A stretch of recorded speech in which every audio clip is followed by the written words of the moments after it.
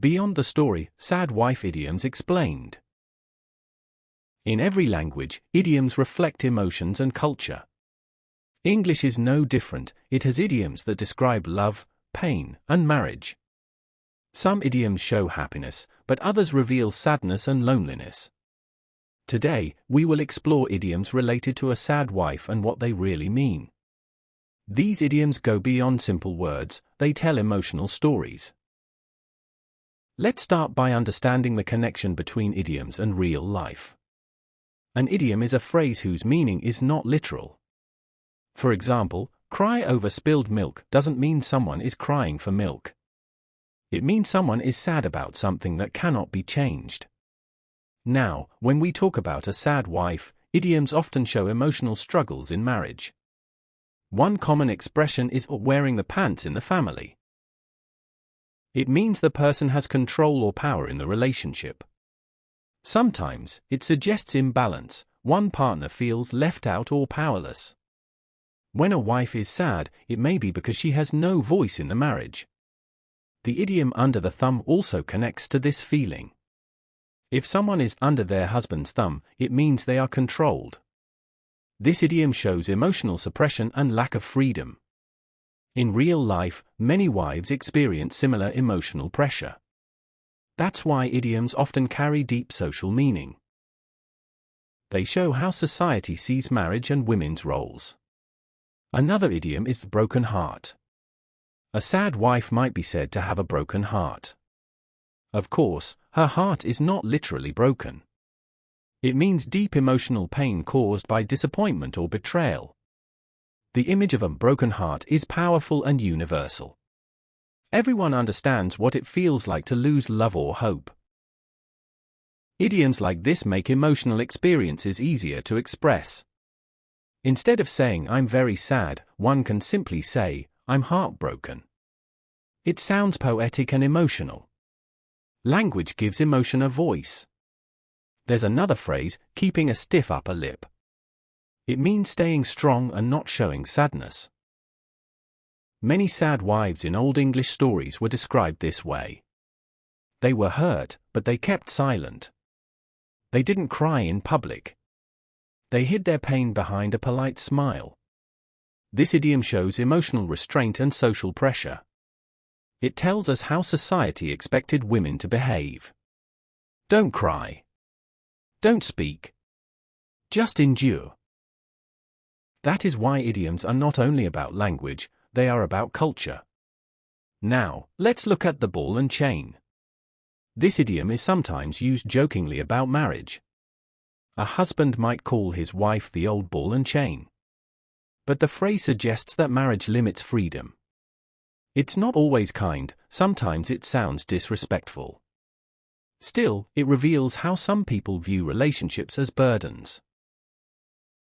When we hear this idiom, we can sense the hidden sadness. Love becomes duty. Joy turns into routine. Words carry feelings, even when used humorously. Another idiom is "on the rocks." When someone says, "their marriage is on the rocks," it means it's in trouble. The phrase comes from ships hitting rocks in the sea.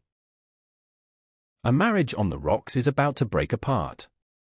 A sad wife in this situation feels uncertain and hopeless. She sees her relationship sinking, like a ship in a storm. Such imagery makes idioms powerful teaching tools. They paint emotional pictures with just a few words. That's why idioms are so important in English learning. They help express emotion naturally and creatively. Another emotional idiom is "a shoulder to cry on." It means someone who listens and supports you in sad times. A sad wife might need a shoulder to cry on when she feels lonely. It's a gentle, caring expression. It reminds us that empathy matters in relationships. Not all idioms are negative, some offer comfort and hope.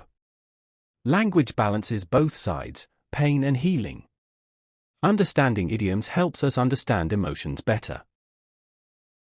They are small windows into human psychology.